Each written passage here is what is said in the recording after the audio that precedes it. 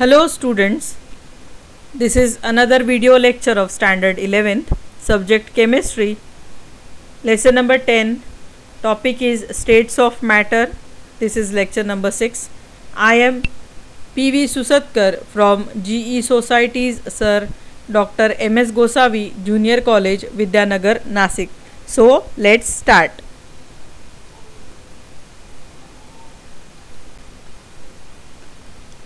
In today's lecture, we are going to see the contents, that is kinetic molecular theory of gases, difference between ideal gas and real gas, compressibility factor, variation of compressibility factor for some gases, liquefaction of gases and critical constant, vapor pressure, surface tension and viscosity.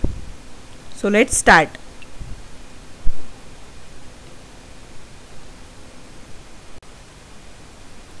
Now next topic is kinetic molecular theory of gases. So the kinetic molecular theory of gases is a theoretical model put forth to explain the behavior of the gases. This is a theoretical assumptions which gives us the behavior of gases or molecules of the gases. Theoretical theory आहे ही, ज्याच्यामध्ये आपण बघू की gases कसं behave करतात. याच्यामध्ये काही अजम्पशन्स दिलेले आहेत, ते आपण बघायचे आहेत. So first is gases consist of tiny particles, that is molecules or atoms. You know this की गॅसेस कशाने बनलेले असतात, टायनी पार्टिकल्स, त्याला आपण मॉलिक्युल्स आणि ॲटम्स असं म्हणतो. Number 2 is on an average gas molecules remain far apart from each other. Therefore the actual volume of gas particles is negligible as compared to volume of the container. So gas are highly compressible. On an average काय असतं की gas molecules, दोन gas मॉलिक्युल्समध्ये खूप मोठा gap असतो, खूप मोठी space असते, त्याच्यामुळे त्यांची जी ॲक्च्युअल व्हॉल्यूम आहे ती काय असते, ती निग्लिजिबल असते as compared to the container. कंटेनरची जी व्हॉल्यूम असतं ते खूप मोठं असतं, त्याच्यामुळे गॅस जी आहे ती खूप कमी असते, निग्लिजिबल असते.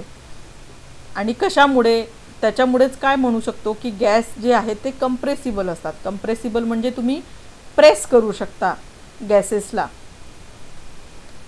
Third is the attractive forces between gas molecules are negligible at ordinary temperature and pressure.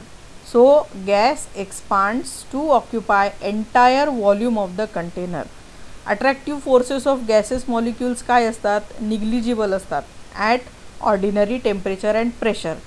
जर रूम टेम्परेचरवर तुम्ही बघितलं तर अट्रॅक्टिव्ह फोर्सेस गॅस मॉलिक्युल्समध्ये काय असतील, निग्लिजिबल असतील. का? कारण की ते एकमेकांच्या पेरिफेरीमध्येच येत नाहीत, त्याच्यामुळे त्यांच्यामध्ये जे अट्रॅक्टिव्ह फोर्सेस हे काय असतील, हे निग्लिजिबल असतील. त्याच्यामुळे तुम्ही ज्याही कंटेनरमध्ये गॅस बंद केलेला असेल त्या कंटेनरचा एंटायर व्हॉल्यूम ती गॅस घेणार. Then gas molecules are in constant random motion and move in all possible directions in straight lines.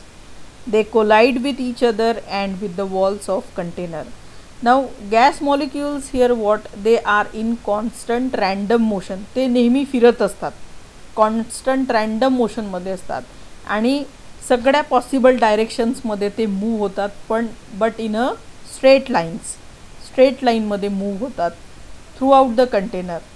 आणि असं मूव होत असताना ते कशाला कोलाईड होतात, कशाला धडकतात, ते एकमेकांना धडकतात आणि वॉल्स ऑफ द कंटेनर, ज्या कंटेनरमध्ये ते ठेवलेले असतात गॅसेस, त्या कंटेनरच्या वॉल्सला ते धडकतात. They collide with the walls of container.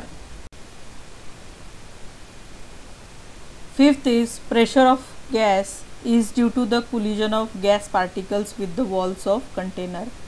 Pressure of gas आपण कसं मोजतो की त्या गॅस मॉलिक्युल्सचं जे काही कुलिजन होत असेल गॅस पार्टिकल्सचं कशासोबत, वॉल्स ऑफ द कंटेनर, ज्या कंटेनरमध्ये आपण गॅस ठेवलेला आहे त्या वॉल्ससोबत जे काही कुलिजन होत असेल, that is called as pressure of that gas. Sixth is the collision of the gas molecules are perfectly elastic in nature, which means that the total energy of the gaseous particles remains unchanged after collision. So the collision of the gas कसं असतं, perfectly elastic असतं. Elastic म्हणजे काय, for example तुम्ही rubber घेतला, तो stretch केला आणि सोडला की तो परत त्याच्या ओरिजिनल पोझिशनमध्ये येतं. तसंच इथे मॉलिक्युल्स जे असतात ते काय असतात, त्यांचं कोलिजन जे असतं ते काय असतं, परफेक्टली इलॅस्टिक असतं. म्हणजे ते बिलकुल रबरसारखं स्ट्रेच होऊन परत ओरिजिनल पोझिशनला येऊ शकतात. म्हणजे त्यांची एनर्जी काय असेल, एनर्जी अनचेंज्ड असते. आफ्टर कोलिजन जरी झालेलं असेल तरी एनर्जी काय असेल त्यांची, कॉन्स्टंट असेल. Then 7th is the different molecules of gas move with different velocities at any instant and hence have different kinetic energies. But average kinetic energy of the gas molecule is directly proportional to the absolute temperature. So आता तुम्ही एखादा gas घेतला, त्याच्यामध्ये different molecules आहेत.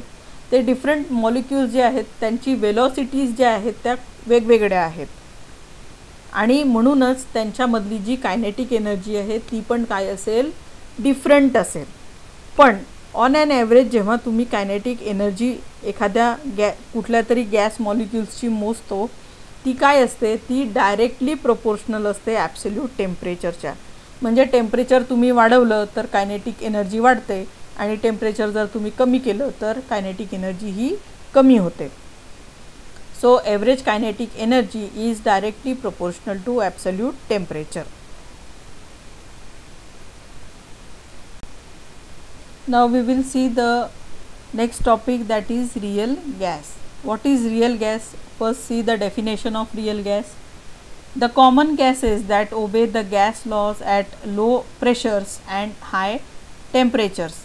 एखादा common gas, जे gas lodge आपण बघितलेले आहेत, बॉइल्स लॉ झाला, चार्ल्स लॉ झाला, हे सगळे लॉ जे आहेत ते ओबे करतो आणि and shows deviation from ideal gas behaviour at higher pressures and lower temperatures are known as real gases. आणि काय करतं, थोडंसं डेविएशन शो करतं from ideal behaviour at higher pressure and lower temperature. अशा गॅसेसला आपण म्हणतो real gases. Then we will see the difference between ideal gas and real gas. So the difference here in ideal gas and real gas is, ideal gas म्हणजे काय, आपण जसं म्हणू शकतो की आयडियल स्टुडंट कसा असायला पाहिजे आणि खरोखर रियल स्टुडंट कसे असतात, याच्यावरून आपण म्हणू शकतो की आयडियल गॅस कसे, आयडियली गॅसेसने कसं बिहेव करायला पाहिजे. पण वास्तविक ज्या रियल गॅसेस असतात त्या कशा बिहेव करतात. So first is strictly obeys, ideal gases are strictly obeys the Boyle's law and Charles law. Ideal gases कशा असतात, ज्या स्ट्रिक्टली ओबे करतात बॉइल्स लॉ आणि चार्ल्स लॉला.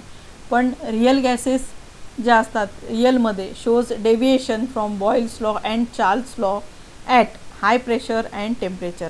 हाय प्रेशर आणि टेम्परेचरला रियल गॅसेस जे असतात ते काय करतात, थोडेसे डेविएट होतात, थोडासा डेविएशन होतं. डेविएशन म्हणजे थोडेसे झुकले जातात आयडियल गॅसेसच्या पुढे किंवा मागे.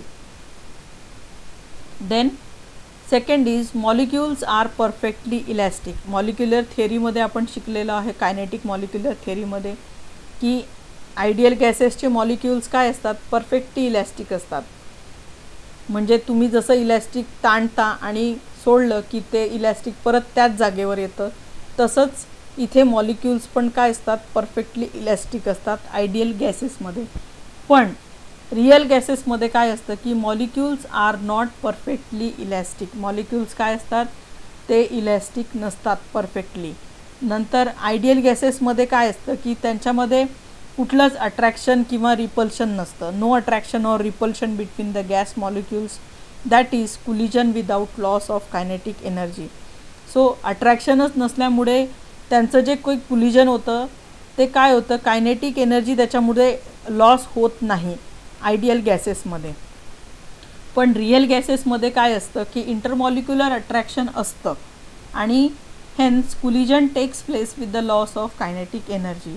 आणि त्याच्यामुळे कोलिजन इथे घडून येतं रियल गॅसेसमध्ये आणि कोलिजन झाल्यामुळे लॉस ऑफ कायनेटिक एनर्जी इथे हे जे मॉलिक्युल्स आहेत रियल गॅसचे हे एक्सपिरियन्स करतात.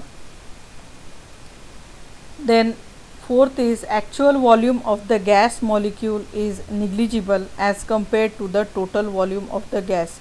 ॲक्च्युअल जो काही व्हॉल्यूम असतो गॅसचा तो काय असतो, निग्लिजिबल असतो. ॲज कम्पेअर्ड टू काय, टोटल व्हॉल्यूम जितका असेल गॅसचा त्याच्यापेक्षा ॲक्च्युअल जो व्हॉल्यूम असेल तो खूप निग्लिजिबल असेल ideal गॅसेसचा.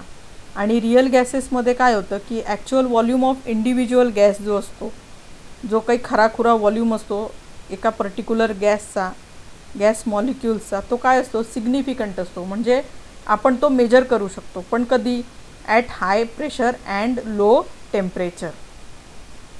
Fifth is cannot liquefy even at low temperature but continues to obey Charles' law and finally occupies zero volume at -273 degree Celsius. Ideal gases काय असतात, ते लिक्विफाय होत नाही टेम्परेचर तुम्ही खूप लो केलं तरी, आणि ते काय करतात, चार्ल्स लॉ ओबे करतात. आणि शेवटी जेव्हा त्यांचा व्हॉल्यूम हा 0पर्यंत पोचतो तेव्हा टेम्परेचर असतं -273 degree Celsius.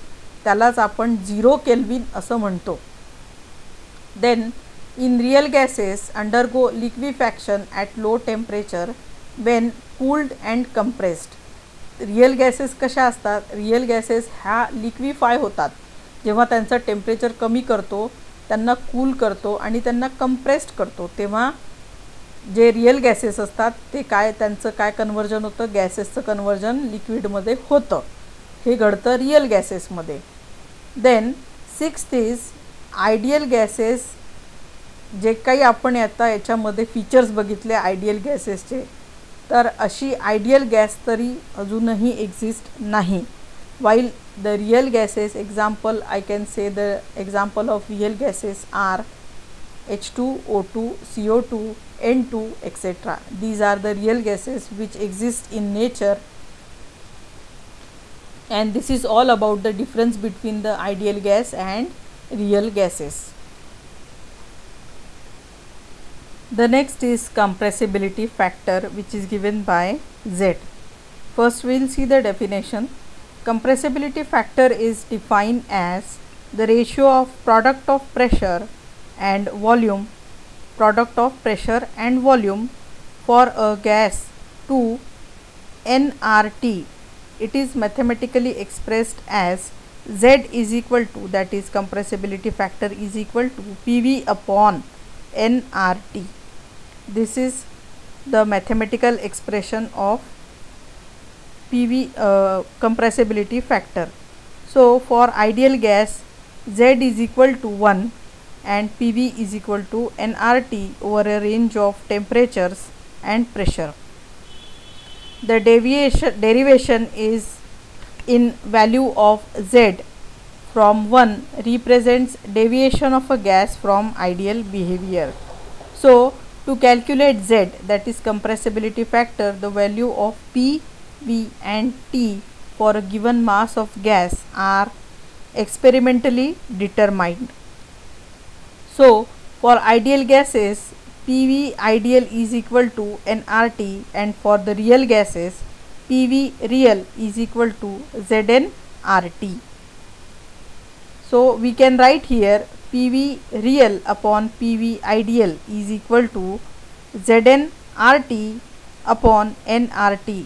That is, if we write combinedly here, V real upon V ideal is equal to Z, which is the compressibility factor.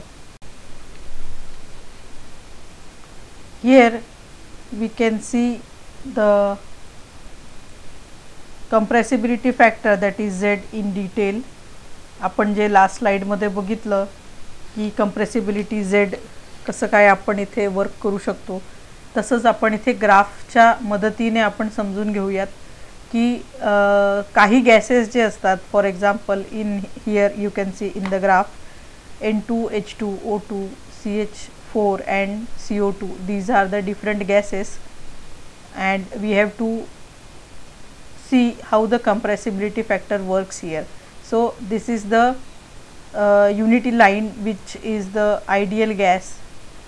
म्हणजे जर गॅस असेल आयडियल असेल तर it should be parallel to the pressure and where Z is equal to 1 आपण म्हणू, इथे 1 दिसत आहेत. Okay, and here the value increases, value of Z increases, and below this one the value of Z decreases and pressure increases like this on the x-axis. So see here, for ideal gases Z is equal to 1 under all conditions of temperature and pressure. All conditions of temperature and pressure मध्ये तुम्हाला Z काय असेल, 1 असेल. The graph of Z versus P will be a straight line parallel to pressure axis. So the graph of Z versus pressure, compressibility factor आणि याच्यामधलं जे काही graph आहे तो काय असेल, पॅरलल लाईन असेल. So for a gases that deviates from ideal behaviour, value of Z deviates from unity. So for the gases that deviates from ideal behavior, आता काही गॅसेस जे आहेत त्या आयडियल बिहेवियर पासून डेविएट होतात, तो value of Z deviates from unity. Unity is 1 here. Value of Z is 1 which is called as unity. So at lower pressure all the gases show ideal behavior. जेव्हा pressure low असेल, जेव्हा इथे pressure low असेल तेव्हा काय असेल की at lower pressure all gases show ideal behaviour. Ideal behaviour इथे शो करणार जेव्हा प्रेशर काय असेल, लो असेल. So Z is greater than 1. जर Z ग्रेटर दॅन 1 असेल and gases are, then the gases are more difficult to compress. तर इथे जेव्हा Z जी आहे ती 1 पेक्षा जर जास्त असेल तर काय होणार की गॅसेस ज्या आहेत त्या डिफिकल्ट होतील कंप्रेस करण्यासाठी. आणि आपल्याला इथे काय करायचं आहे की कंप्रेसिबिलिटी फॅक्टर आपल्याला बघायचा काय आहे. So at intermediate pressure most gases have Z less than 1. So intermediate pressure जे असतं, इंटरमिजिएट प्रेशरमध्ये जास्तीत जास्त गॅसेस काय असतात, यांचं जे Z आहे, कंप्रेसिबिलिटी फॅक्टर आहे, हे काय आहे, लेस दॅन 1 आहे. Got it. इंटरमिजिएट जे काही प्रेशर असतं त्याच्यामध्ये काय असतं, लेस दॅन 1 असतं. काय, compressibility factor. Liquefaction of gases and critical constant. See here in the graph you can see here is the pressure plotted on the y-axis and volume on the x-axis, and here is Tc which is we call as critical temperature. Here is Vc that is called as critical volume, and here is this point is called as Pc that is called as critical pressure. So what does liquefaction of gases and critical constant shows you that the temperature above which a substance cannot be liquefied by increasing pressure is called its critical temperature. एखादा temperature आहे त्याच्यावरती एखादा substance जेव्हा लिक्विफाय होत नाही, त्याचं pressure increase केल्यानंतरही त्याला आपण काय म्हणतो, त्या टेम्परेचरला क्रिटिकल टेम्परेचर असं म्हणतो. So I can say here that this is the liquefaction of CO2. So isotherms at various temperature of CO2 I can show here. See, this is the Tc, means this is the critical temperature. Above this temperature, above this pressure is if increased above this level, then also the substance is not liquefied. Okay, so this is called as critical temperature. Then the molar volume at critical temperature is called as critical volume.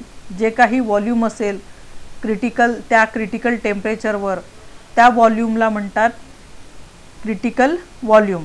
And ज्या प्रेशरवर हे critical temperature असतं त्या प्रेशरला म्हणतात critical pressure.